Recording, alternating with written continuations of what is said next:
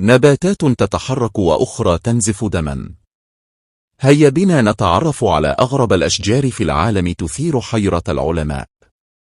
تستمر الطبيعة في إدهاشنا بتنوعها وغرابتها، فتحتوي الأرض على أشجار تفوق الخيال في أشكالها وخصائصها، بعضها يمشي ببطء، وبعضها يفرز دماء عند قطعها، وأخرى تحمل فاكهة قد تهدد حياة الإنسان. من غابات الأمازون إلى صحراء مدغشقر، ومن أمريكا اللاتينية إلى جزيرة سقطرى، تنتشر أشجار نادرة وفريدة تظهر قدرة الطبيعة على الابتكار والتكيف بطرق مذهلة، لتصبح هذه الأشجار من أغرب وأروع الظواهر التي يمكن للعين البشرية أن تشهدها، وكنوزا طبيعية تحكي قصص ملايين السنين من الحياة والتطور.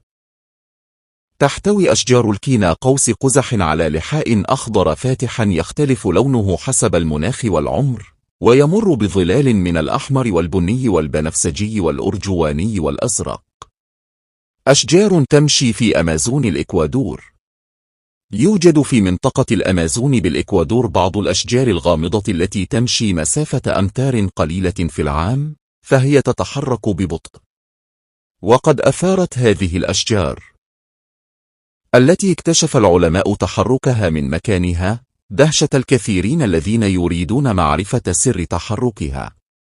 وقال بيتر فرسانكي، عالم أحياء في معهد علوم الأرض السلوفاكي، إنه شاهد هذه الظاهرة وراقبها بعناية، وذكر أن نمو جذور جديدة لتلك الأشجار يجعلها تنتقل تدريجيا بحوالي 3 سنتيمترات يوميا، وهو ما يجعلها تسير أمتارا خلال العام الواحد.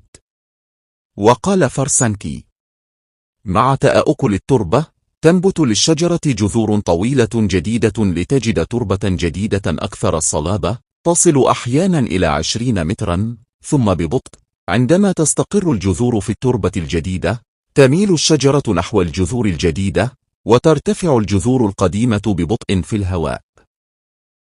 قد تستغرق العملية الكاملة بضع سنوات. وقالت صحيفة ABC الإسبانية إن شجرة تسمى النخيل السائر والمعروفة بالإنتس يمكنها الحركة مسافة تصل إلى 20 مترا في السنة. وأكد العالم جيراد أفالوس أن هذه الأشجار تنتج جذورا جديدة، مما يجعلها تتقدم مسافات. شجرة الجابوتيكابا. تعرف هذه الشجرة بأن ثمارها تنبت مباشرة من اللحاء، وتنحصر زراعتها في البرازيل والأرجنتين وباراغواي، ويستفاد منها في صنع الجيلي والنبيذ والمشروبات. بورونوس سيرولا. توجد في الصين، وتبدو وكأنها معدن النحاس بسبب لون ثمار الكرز ذات الحمرة النحاسية. الشجر الزجاجي. تسمى كذلك لشكلها الذي يشبه الزجاج، ويبلغ ارتفاعها 10 إلى 20 مترا في غابات البرازيل وبوليفيا والأرجنتين وباراغواي وبيرو. الجذع والفروع خضراء لقدرتها على التمثل الضوئي، ولكنها تفتقر إلى اللحاء الخشبي مما يعرضها للحيوانات، لذلك فهي مملوءة بأشواك كوسيلة دفاع. عملاق البوباد إبريق الشاي. يبلغ عمره أكثر من 1200 عام، ويستطيع تخزين أكثر من 117 ألف لتر من الماء، مما يمكنه من تحمل الجفاف. شجرة الدم. عند قطعها تفرز مادة حمراء تشبه الدم، وتوجد في المكسيك وكولومبيا وفنزويلا وبنما. لها عصارة لها خصائص مطهرة وتستخدم في بعض الأدوية. شجرة الموت. وهي شجرة منشينيل، أخطر شجرة في العالم. تنتج فاكهة تسمى تفاحة الشاطئ.